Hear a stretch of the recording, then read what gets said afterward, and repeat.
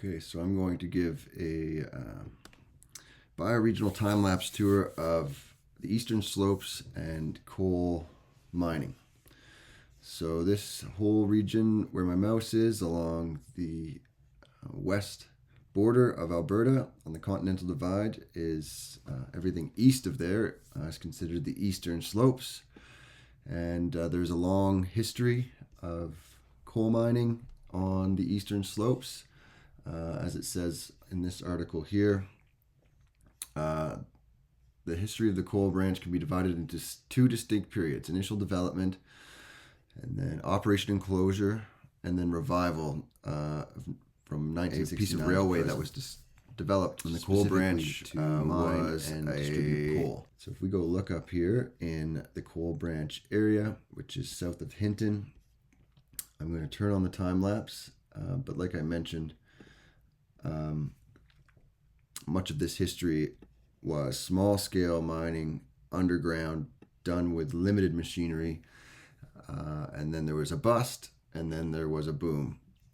So I'm just going to zoom into Mountain Park here. So this visual area that we'll see started in early 2000s by Teck Mining, and since 2020 has shut down.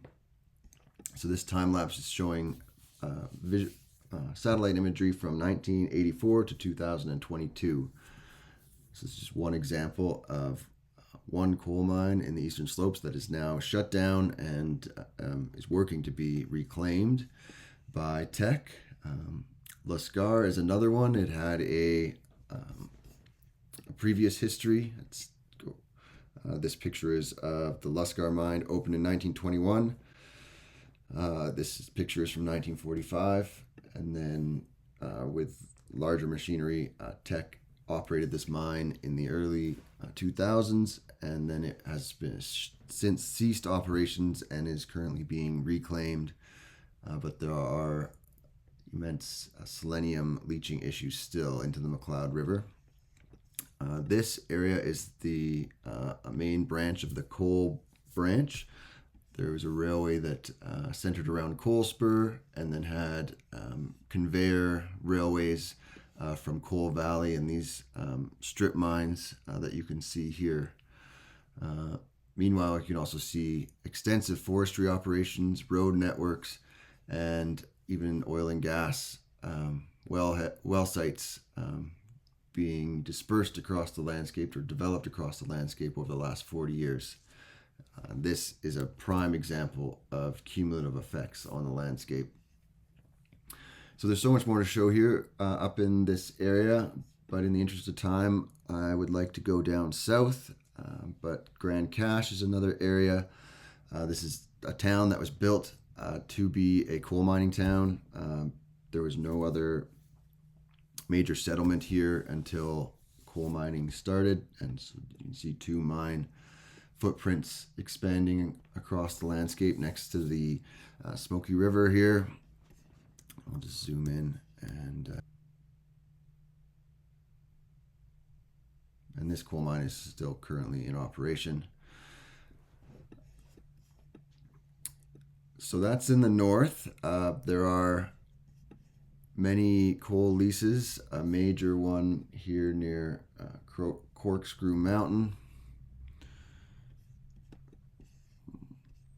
I'll just quickly map it out for you. Basically, the Blackstone Coal Project has a lease for this entire ridge here. And I think if we turn on a different historical time lapse, so I'll just delete that so we can have a better view of this mountain. We're going to go to the very end of the time lapse here. We can see the start of, I think this is gravel operations, so that's right next to the Clearwater River. And we'll just go back a few years to see if we can see any changes on the landscape here.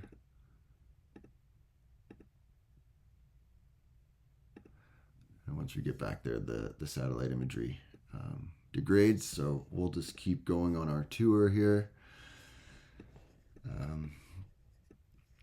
So a lot of people are aware of the Grassy Mountain project. So there was historical, up until the 60s and even 70s, there was a coal mining operation on Grassy Mountain, using the same dragline type style of long scars in the mountain as we saw in the North Country. And this is existing overburden that has been pushed over the side of the mountain. And there will be no changes if we turn on the time lapse here. We'll let this render out. Because all of the activity on this mountain happened previous to 1980s, we don't see many changes in the surface of this grassy mountain, but you do see extensive deforestation from clear-cut logging. This is one of the very few tracts of private land in the eastern slopes. The rest is considered crown land or public land. You can see extensive forestry, and these are gas well pads owned by numerous companies throughout their lifespan. Many of these are currently owned by Canadian Natural Resources and are considered abandoned and waiting to be reclaimed. So just to show you what this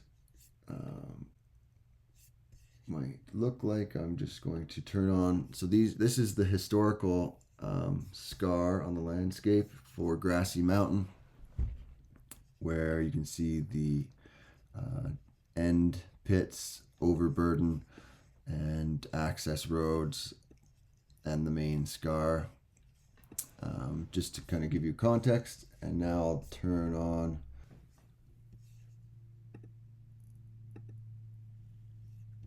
so 3 layers here.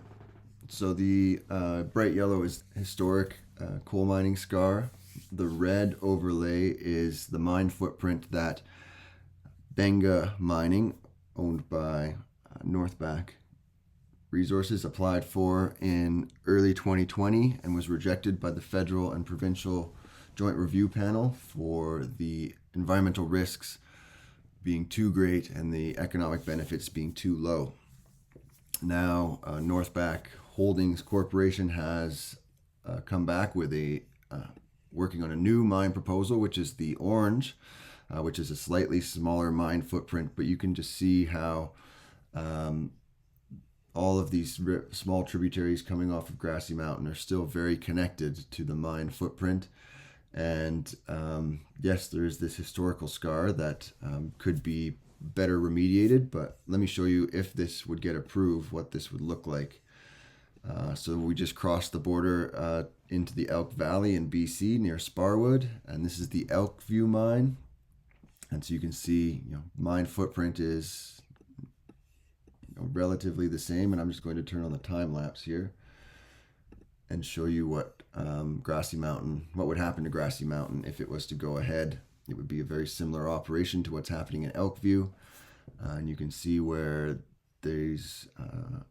where water flows off of this mountain, and even where overburden is getting pushed into tributaries to the Elk River. And so this is why there are inherent risks with mountaintop strip open pit coal mining, and these risks are not easily managed. The company behind this coal mine and others in the Elk Valley have spent billions of dollars trying to mitigate the risks or mitigate the leaching of selenium from overburden into waterways.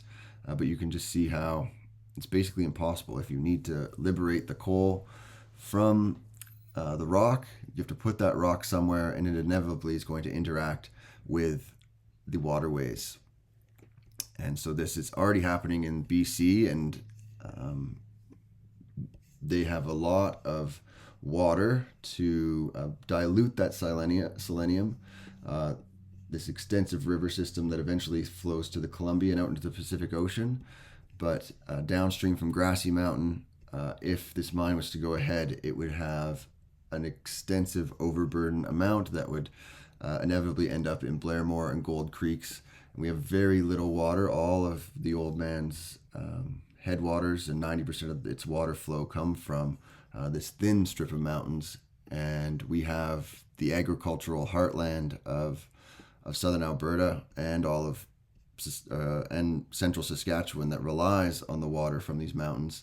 You can see all this green area around Lethbridge. These are irrigated acres that, this water supply would be at risk of selenium contamination, which poses risks to humans, fish mainly. And I'll just maybe just take another historical look. Here is Tent Mountain. That is no longer operational, but has been leaching selenium from its historical operations into Crow's Nest Creek, which flows into Crow's Nest Lake.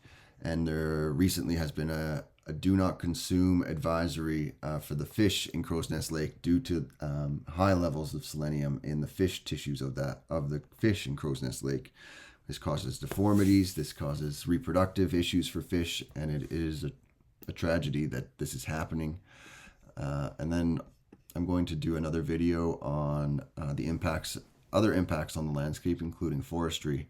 But you can just see the changes on the landscape in the Old Man headwaters around Grassy Mountain over the last 40 years. So I'll leave it there. Thank you for coming on this bioregional time-lapse tour of coal in Alberta, and stay tuned for future bioregional time-lapse tours. Thank you.